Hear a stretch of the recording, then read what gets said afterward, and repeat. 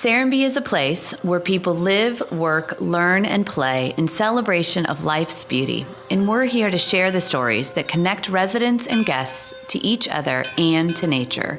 This is Serenbe Stories.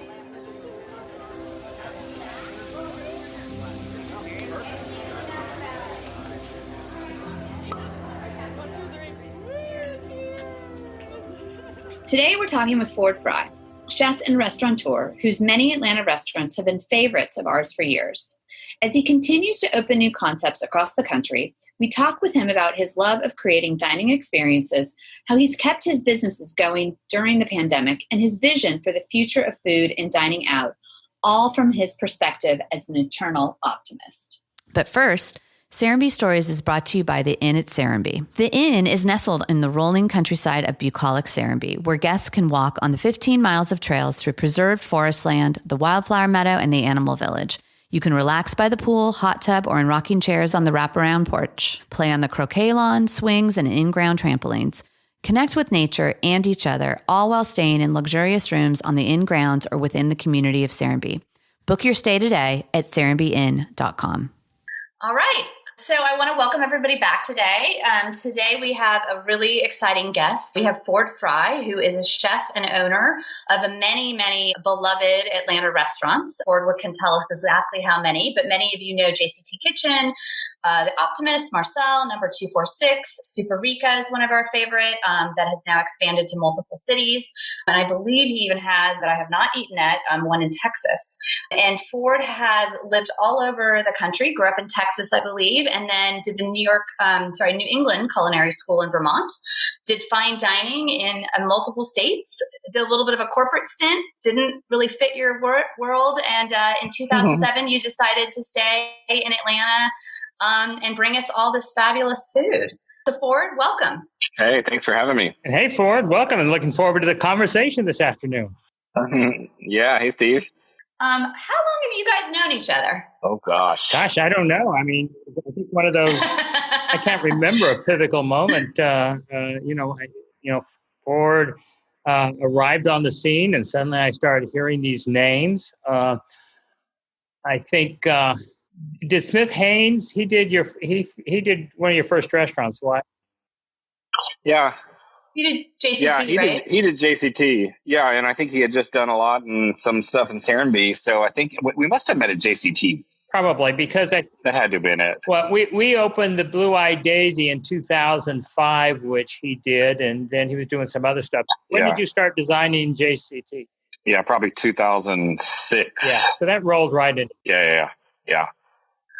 So it's going back a while. I know, right? That was when we moved here from Los Angeles for like 20 years ago, and JCT was one of the first. That whole area, the Star Provisions area, was sort of just coming together, and was coming from San Francisco was sort of a savior for us, that area. Yeah. But Smith did your first place. All of your restaurants are beautiful. Have you used different designers at different times, or how have you sort of chosen those people? Yeah, Smith did the first three. So he did JCT, 246, and the Optimist. And then at that point, we tried some others, and they're all just kind of different, and then we tried in-house, and that was difficult because we were doing I think that one year we did 5 restaurants in a year span. So that was very taxing on Elizabeth, who did it in-house. So she did an amazing job of what she could, pretty much solo for 5 restaurants like that. So, and then, Smith and I have just kept up, and, he's just one of those that I really just trust him. So it's I don't have to worry if he makes a decision or whatever. Sometimes the price gets a little bit higher or whatever. But I mean, overall, he's pretty good with that, and he understands us. And I trust his design. I trust his aesthetic. So, and he really works with us really well. So because we're very collaborative. We have a lot of people on our staff and team, and so we'll go through. A lot of us have worked in restaurants before where, you may be the chef or whatever, but you don't really have any say in what your kitchen is. And it's okay, you know what I mean? So we try to have everyone have a say. And so Smith, it's kind of difficult for him because he knows everybody. He knows all our operations people, but he works well with them. So how many restaurants do you have, Ford? Well, I would say 20 with the Nashville ones. Wow. But those were right about to open. There's 3 there. They were right about to open. They're kind of in the same building. So we were in day 1 of orientation when all this came about. So, so we had to just stop and send everybody home. So, oh my God. So what's happening? So we've got Atlanta. Yeah. So Atlanta, Houston. There's 3 in Houston, 1 in Nashville right now, 1 in Charlotte, and the rest in Atlanta. And so how are you dealing with the pandemic with the various cities? Well, I would say in this area over here, Texas, I feel like the guests are, for me, it was really about, I'm the biggest optimistic person there is.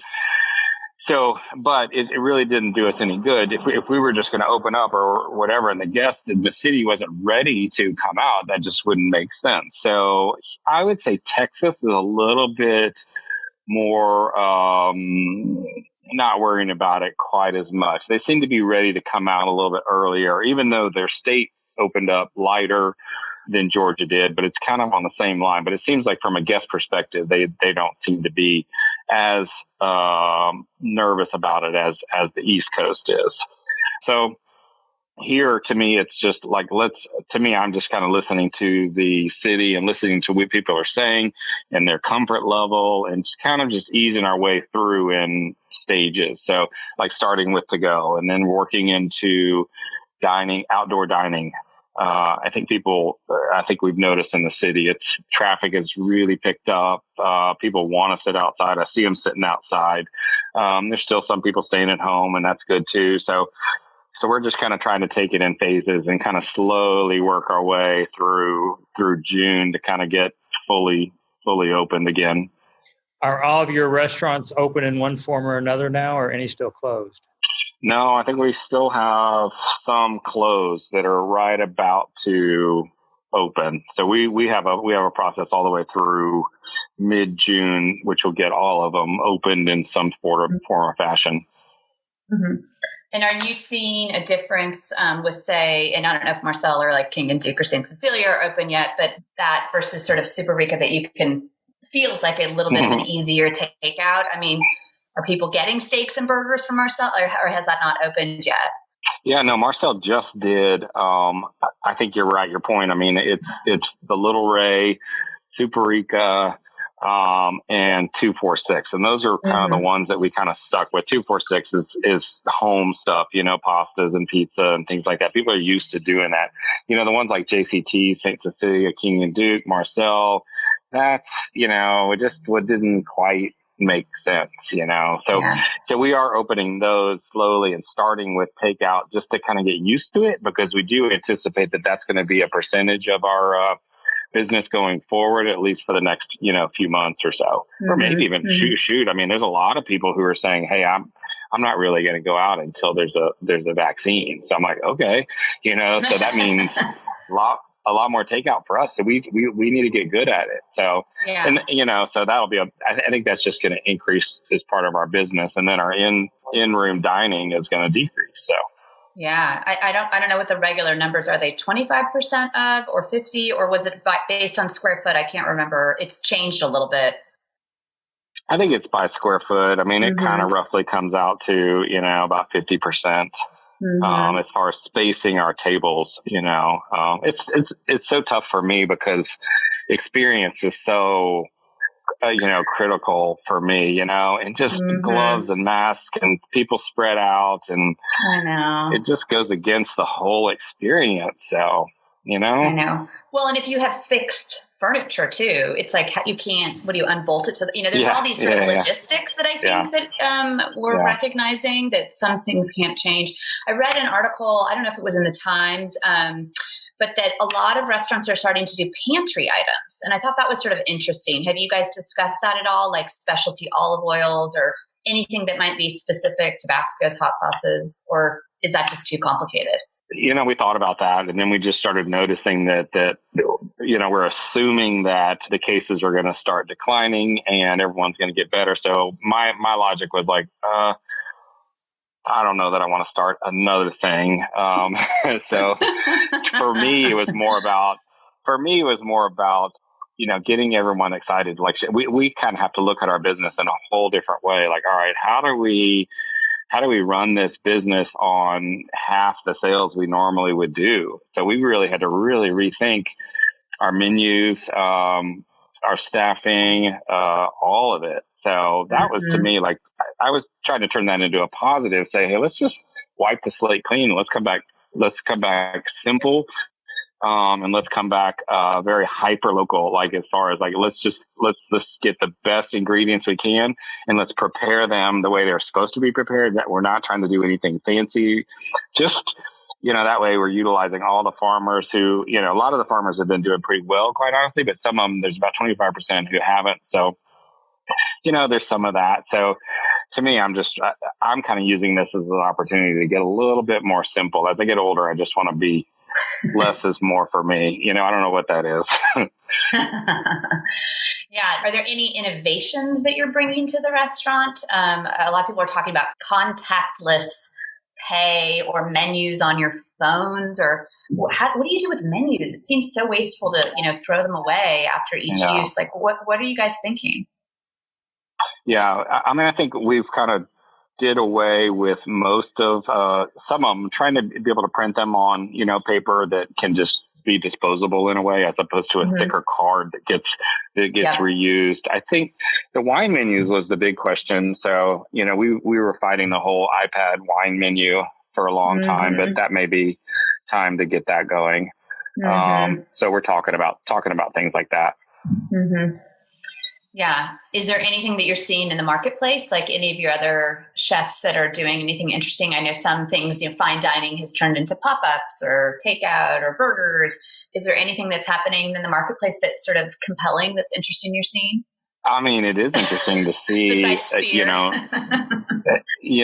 Like Noma is opening up as a burger restaurant. And it's like, and I saw, I think something in, San Francisco is opening up as a smokehouse of some sort. You know what I mean? It's so watching people who are, doing so much fine dining or are kind of cooking some of their other passions. So chefs are remaining passionate about what they're doing, no matter what they're doing. If they're going to have to put it in a box and put it in a bag, and they may as well work on the technique at least. So. Yeah, it's not going to be as Instagram worthy coming out of the box. Yeah, that's right.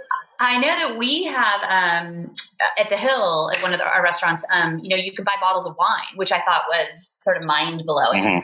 Do you think that'll stick around where you can buy alcohol? I mean, bottled? I think that's sort of an interesting for takeout, right?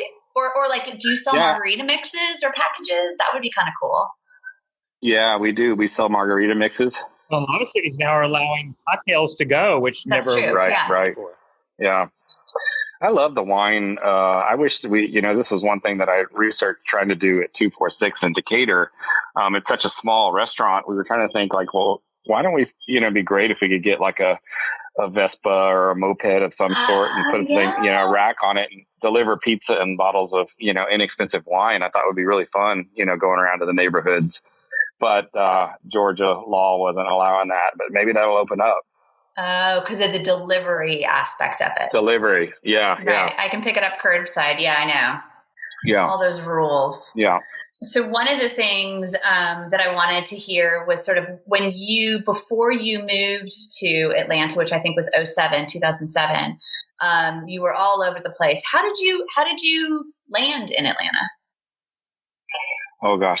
So I was in Aspen, Colorado, and got recruited by Eatsy's to come open the Buckhead store. So this was the later 97 maybe.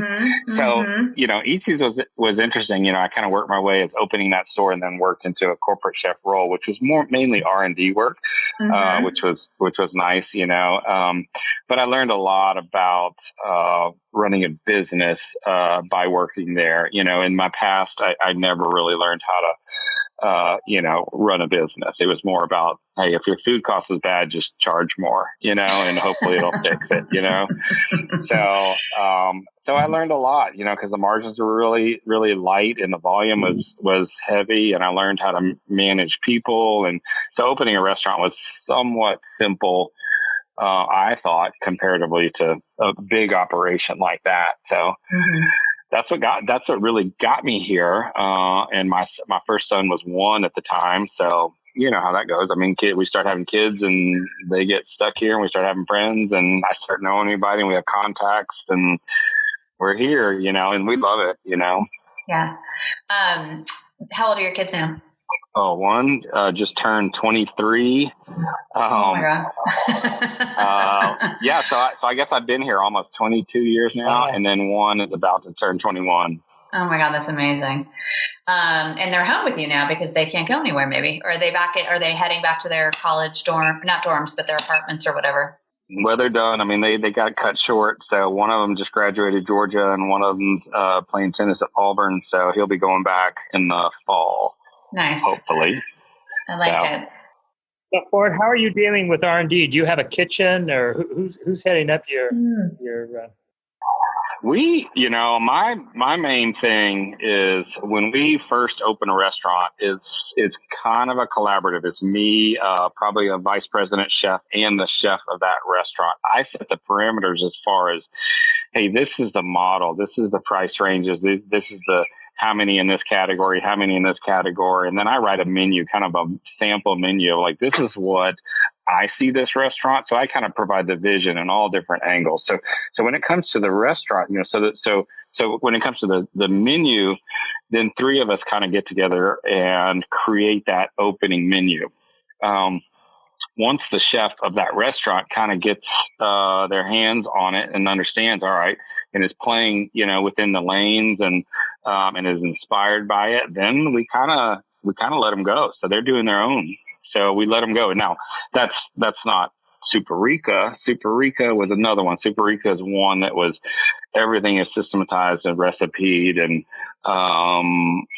for the most part, we're pretty much there. We don't see a lot of changes. It's just if I get tired of something or whatever, we may change it. But, you know, I'll play around with that. But we do have some corporate people there. But that's pretty much it. Are you planning to do multiples of that or any of the others? Yeah, I mean, right now there's 7 Super Ricas. We have another one in Charlotte being built at the time right now. So that's kind of our growth vehicle. Little Ray could potentially be another growth vehicle. We were trying to get a little bit more scale in Super Ricas first. Mm-hmm. I see Steve's brain spinning because this is his wheelhouse, you know. So what's on the books for the future? What you said you've got some under construction and others under development. How's the current situation affecting all of that? Yeah, I mean, I think, you know, being again the optimist I am, I kind of look at it as really interesting that, you know, the restaurant industry was saturated. The cost of development was through the roof. The labor was difficult to have. And it's sad, but I kind of see this as kind of like a hard reset in a way. And so my gut tells me is that, some people may not be able to kind of make it back. I don't know. There could be some there could be some opportunities that are out there. We're in a great place to be able to jump on something if we need to. I think things are going to, who knows I think this whole year is probably shot, but maybe we just slow play it a little bit but get ready to, we want to keep going. So. And what is in Nashville? Do you have it? What are the concepts, the 3 in Nashville that are pending? Yeah, so Super Rica is open, and then we have the Optimist in Nashville is right about to open. And then, above the Optimist, we have something called Le Lou, which is our cocktail bar, kind of a vintage, fancy cocktail bar, which is our first of that. And then we have another kind of a honky tonk meets a taqueria called Star Rover. So that'll be awesome. So that'll be a kind of little live, like a small live music venue. So, but along with tacos and margaritas and things like that. That sounds fantastic. So those are the 3, and they're all kind of in one building. Okay. And those are same thing. Like you'd created all this interest in Nashville. I'm sure you have hired everybody. You're ready to go. And then shelter in place. So you put everything on hold, and now you're just going to roll them out as half 50%. Yeah, I think that's probably the last thing. Yeah. Well, I think we'll do start with the Optimist with the live music. That's it's a small place. It's kind of a pack 'em in type place. So probably going to do takeout at that one, and then we'll slowly open the cocktail bar as well. That's fairly spread out, so that's fine. Yeah.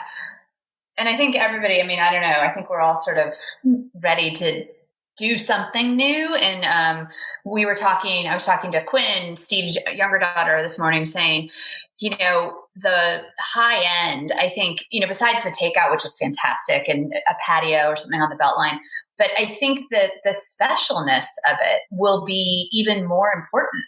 I wonder, to really have those special experiences that you might be willing to even pay more, because it's such a unique thing. You're not popping into Bacchanalia 5 times a year these days. It's a much more, maybe you'll. Yeah, that's interesting. Yeah, that's a great point. We'll see. Yeah, I'm ready for like a good 10-course wine pair and something when this is done. Yeah. Oh yeah. One of the things, I've talked to a few people about, if today you were going to open something and, this was the circumstances, knowing that, it would be 50% and maybe you have social distancing, besides if somebody said you have to open it, what would it look like? Would you do something totally different? Would it be a food truck? Like, what would it be what would you open? Well, again, I don't know if it's my age again, but I don't know. It's kind of like one of those things where the experience is kind of what I do. And I don't know that I would really change much. I would just kind of ride it out. Maybe something a little bit more interesting in the to-go, but just because I think people are used to it now, and they're like, hey, this isn't so bad, and this is kind of fun, and maybe they've created some habits. So I think we've got to get a little bit more creative with that. So that would probably be my addition, if anything. But I still love like tight spaces and tables really close to each other. So. Well, that energy makes the restaurant so much, and the experience, and that's what you've done. Is you've not only have the food going for you, but it is, the spaces are incredible. And then obviously the people that come is sort of that third leg. Yeah. One of the things, and this isn't really a secret, it's not public, it's not even real, but I know that you and Steve and Garni have sort of dreamt about in the past is, why isn't there a Southeastern culinary school? Right? Mm-hmm. Well, yeah.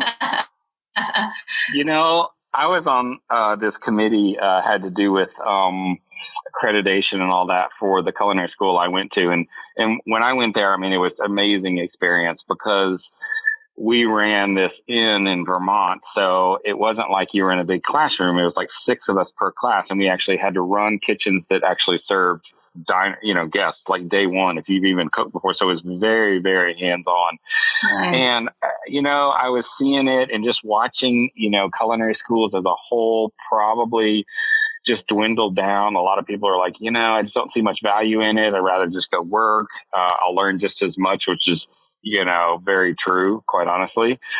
But I started thinking like, what would, and I guess I was in Vermont when it kind of came to me. I thought, wow, I mean, what I would do, because we were trying to help, the school was just financially, having issues. So I'm like, why wouldn't you just go to a farm and create a culinary school around that? And then I started thinking like, oh my gosh, you know what I mean? Steve has built this whole community based on, sustainability, and there's farms, and there's, it's just who he is, and like, this would be a perfect place. If we had like a dorm here, we could have students walk around the town. They could supply the whole town, whether it's restaurants or making cheese and they would start with even farming too. So they would even understand. So really totally relook at how, culinary school works and start from the fields and work their way in. And because I don't know, I mean, what would make it, what would the experience be worth to pay whatever, $60,000 to go through culinary school, and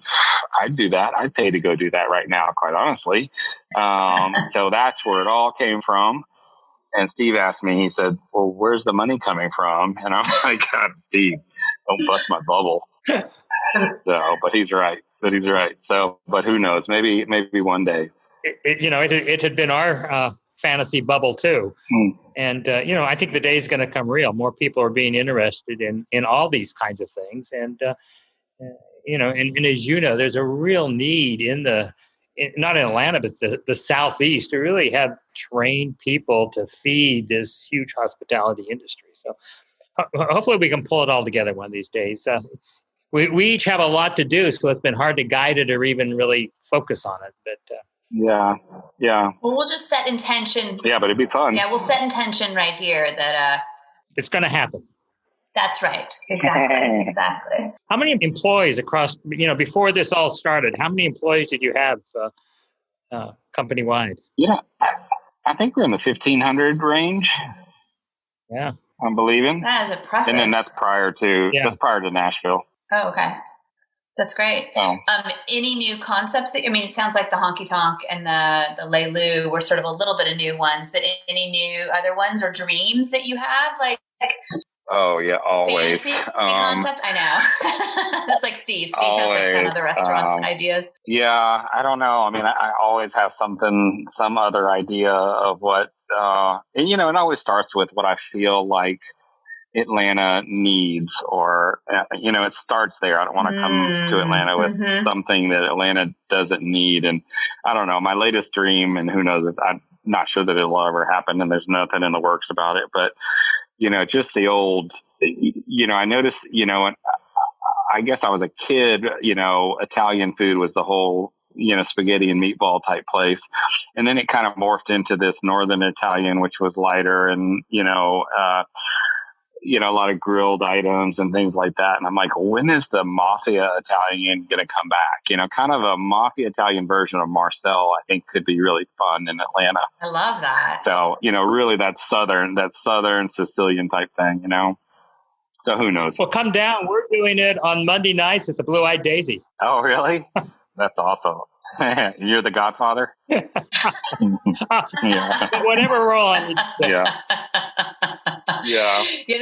There was a place in Los Angeles, like kind of near Venice or something. I can't remember that. This is now 25 years ago. That they had, you would sit down, and it was like kind of that old school version, and they had the old Chianti bottles just on the table, and they put cups down, stemless, and you drew how many drinks you had. That's how you paid for the wine. That was it. Yeah. Go for it. Have you ever been to the Hill in St. Louis? No. Okay, if you get serious about this, go to St. Louis and go to the Hill, because it's the old Italian village of St. Louis. And, it's been years since I was there, but I was talking to somebody recently, and they said, no, it hasn't changed. And you see these generational restaurants where, Mama's still out there, directing the kitchen, and it's that old style. And you're sure the Mafia boss must be over in the corner. You would just love it. Yeah. I've heard there's that old school Italian people in that one. Is a certain area of town, isn't it? Yeah, it's one area. It's called the Hill. Okay. Oh, the Hill. So the restaurant's not called the Hill. No. The whole place is called the Hill. The district is called the Hill. Okay. Yes, I know what you're talking about. Yes. Settled in St. Louis, and there's several restaurants along the street. It's really great. That sounds so fun. Speaking of Italian, sort of, I guess, the big thing that's coming up that's usually your annual is Attack of the Killer Tomato Festival that I think birth kind of out of JCT. Tell us a little bit about that. It's going virtual this year, but that was always one of the hottest days of the year, but one of the best events. Usually. Yeah, that started as something I just noticed. There was one day where our farmer had just cases and cases of tomatoes that he just couldn't give away. So I thought, well, let's do a tomato festival, because I was going to do a fun festival that was really relaxed and casual, have a fun band playing, and have cocktails and everything tomato related, and to benefit Georgia Organic. So that's happened. I think we've done 11 years. And then this year probably would have been 12. But looks like we had to kind of call it a while ago that this is not going to happen. So not quite sure what that's going to look like. I know there's a lot of conversations about it, but everyone's been so busy with all this other stuff. It's hard to even get there, but we need to figure out some way to keep that, money that we provide for Georgia Organics alive. So. Yeah. And I think that you guys have been working on Food Fight. Do you want to tell us a little bit about that? That's helping restaurant employees. Yeah, they've been doing that. I don't know a ton about it, but I know it's been really cool, and it's something that because I asked them the question like, hey, because I was thinking the farmers were struggling here, and they're like, no, the farmers are actually doing pretty well, with all the CSAs, and they're probably doing better. So they kind of diverted towards helping restaurant industry people, which was pretty cool. So I know I've seen baskets and things that of really amazing products. It's not like canned goods or anything like that. It's like shiitake mushrooms and just great ingredients. So I could use some of that. But someone said maybe it's our friend. So organic farm sales were up 30%. Yeah. Wow. Yeah, I believe it. Mm-hmm. Yeah, it is really interesting. It's brought an incredible spotlight on not only organic, but local. We converted our farm to a drive-through. So you can drive through on Friday and Saturdays. And then we're going to bring back our market just with food vendors June 6th. Cautiously figuring out the social distancing and such. But there's a huge demand, so it's exciting. If that's a little great. Tiny silver lining, people are more conscious of where things are coming from and more obviously very concerned about health and immunity and what they're putting in their bodies. Yeah, for sure. Yeah, I think that'll keep going and people will be interested. Yeah, I definitely do. One of the things I was saying before we started recording is that we both just read that a big chef is coming back, or sort of like maybe an old school chef from Atlanta, Gunter Seeger, who was the chef at the Ritz-Carlton. And my understanding, this is before I moved here, but had Seegers and really kind of helped usher in that local farm to table movement. Did you know him at all, Steve or Ford? Oh, I knew him, yeah. Was he gone by the time you got here, Ford, or is he still here? He had Seegers over off West Paces when I was here. I didn't really know him well. I mean, I think I met him one time and did a dinner with him one time, and sad that I never got to go eat at Seegers. And then he opened the restaurant, and he moved to New York, and then he opened that one and never got to eat at that one. But some friends of ours did and said it was fantastic. So so I'm kind of excited to see him come back. It would be pretty interesting to see what he does, Yeah. So I know he's got fancy in his blood. I don't know if he can bring himself to making a chicken sandwich. We'll see. Wait, he's going to have to use the tweezers still. Oh, but it'll probably be. I don't know. That's what I always heard. His food I heard was just amazingly perfect. So I think whatever he does, it'll be fantastic. So I'm excited. Steve, do you have memories? Oh yeah, no, it was incredible, and what really, talking about Seegers or Atlanta in general, Ford, what you've done, I remember back 40 years ago, we would really look forward to going to New York and San Francisco and all these places to see the latest restaurants, and now I'm sort of nonplussed when I do that, and I think Atlanta is just up to that level that you don't have to go other places. And I think a lot of these celebrity chefs that have come in from other cities thinking they're going to, open that celebrity restaurant here, they've all struggled and haven't made it, because Atlanta's really risen to pretty good levels, from my opinion. What's your observations of that, traveling around? Yeah, I think so. I mean, when I first got here, it was kind of the big restaurant group thing was dominating. Buckhead was dominating. Any like major dense area like that. I mean, really, it was just all up and down Peachtree, I guess, is where you'd find everything. And then over time,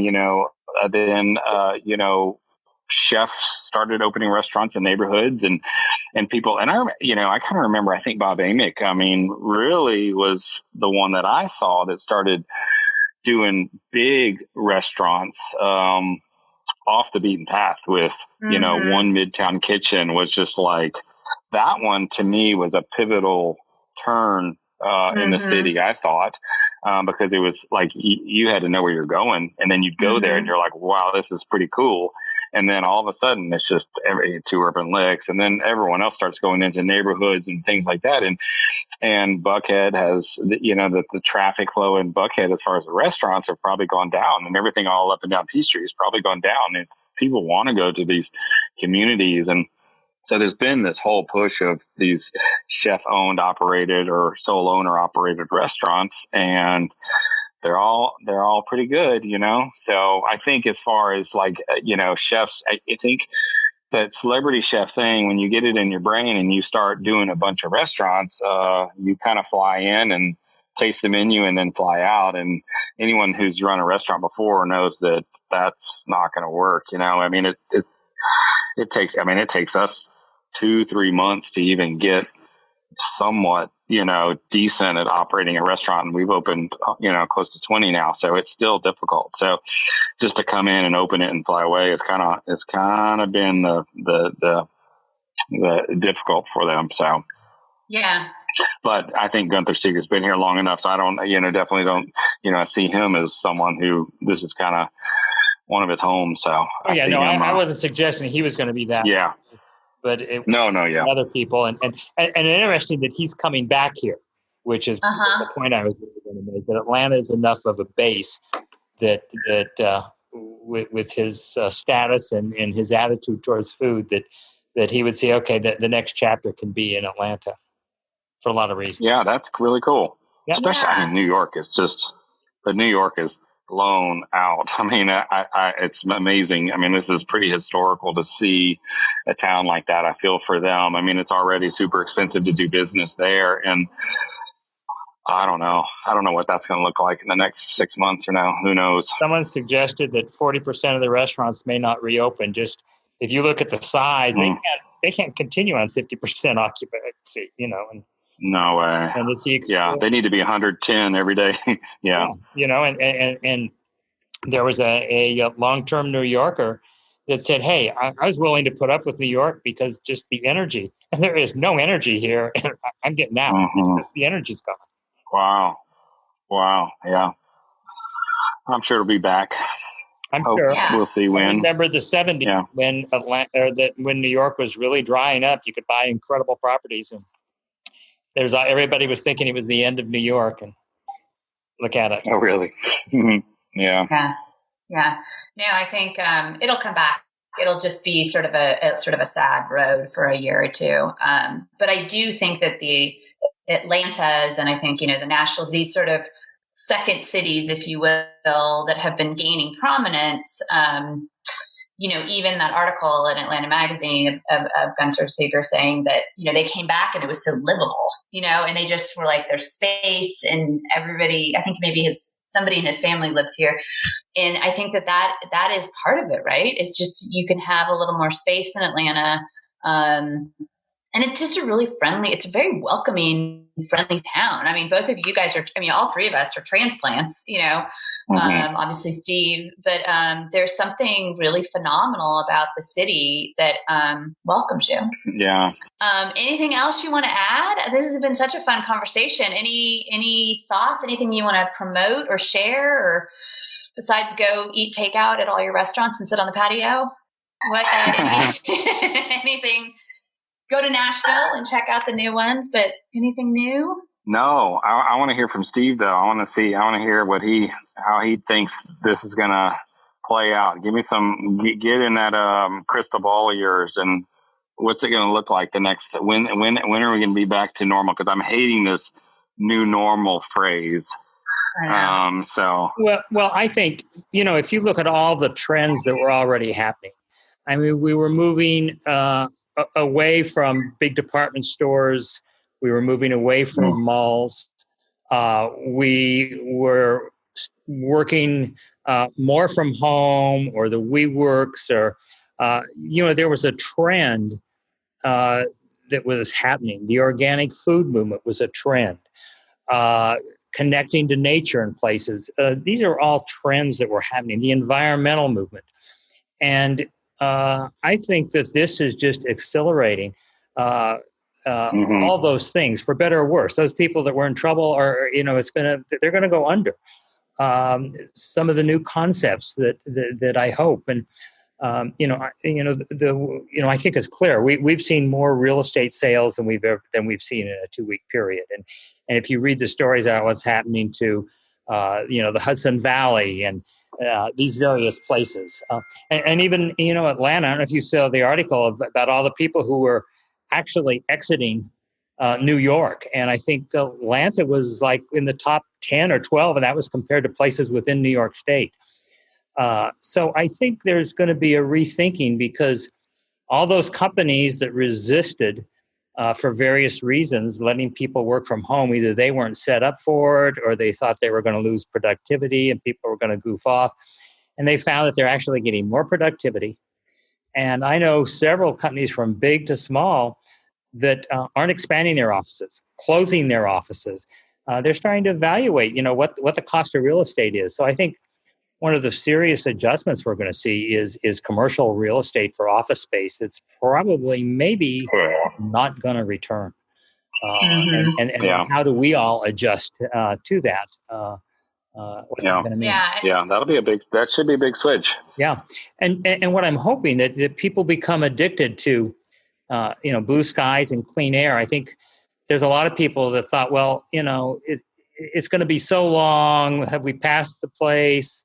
Is what I do, does it really change? And we've seen how quickly we can reset a lot of these environmental issues and what a difference it makes in people's lives.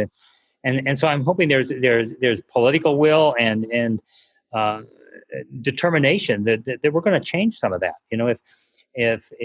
What is it? If 40% of our cars that we were driving converted to electric, that we would see some of these same results from emissions and clear skies. So I'm hoping this has been, I call it a window into hope. So that's what, I think there's trends that are going to happen, and I think we're going to see changes in a positive way in some ways. Yeah, I agree. Yeah. Should be real interesting. I'm kind of excited to be a part of it in some way. I mean, it's sad, but I'm excited to at least see it and see what happens. Well, and I hope there's more personal responsibility. I've been on 2 conference calls in the last 2 days on boards, and it's opened with how's everyone's personal experience, and everyone's reported that they're eating better, they're in better shape, and several people have lost anywhere from 10 to 20 pounds in the last 60 days. Now, and it isn't that they're eating less, it's that they're more active and they're eating better. And so I think for the food industry, that's a real indicator that it's going to be, more of that healthy food. That's already been trending, but I think we're going to see more of that. And great. All right. Look forward to seeing what you're going to have doing next, and I'll keep the fantasy alive that we're going to do some great culinary school for the future. Yeah, I'd like to have a cocktail. Maybe you could open a cocktail bar down here. That would be cute. That'd be nice. That would be fun. We need that. If you do one of the food trucks, plan on making us one of your stops. Oh, yeah. There you go. Okay. We'll set up a dining room in the street with social distance. All right. Yeah, sounds good.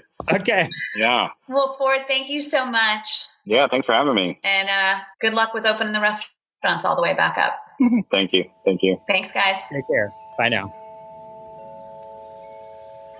There are 2 rubrics in building a city. You can follow the sprawl mentality, or you can preserve land while boosting economic development.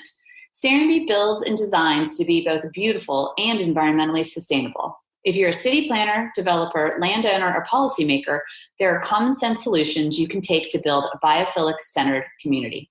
Attend the Nigran Placemaking Conference this fall to learn more. Details at nigranplacemaking.com. That's NYGRENPLACEMAKING.com.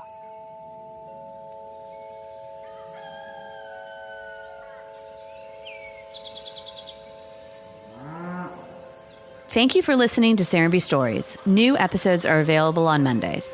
Please rate and review the podcast and make sure to email your questions for Steve Nygren to stories@serenbe.com. You may even get to hear them on the podcast. More details about episodes and guests are available on our website, serenbestories.com.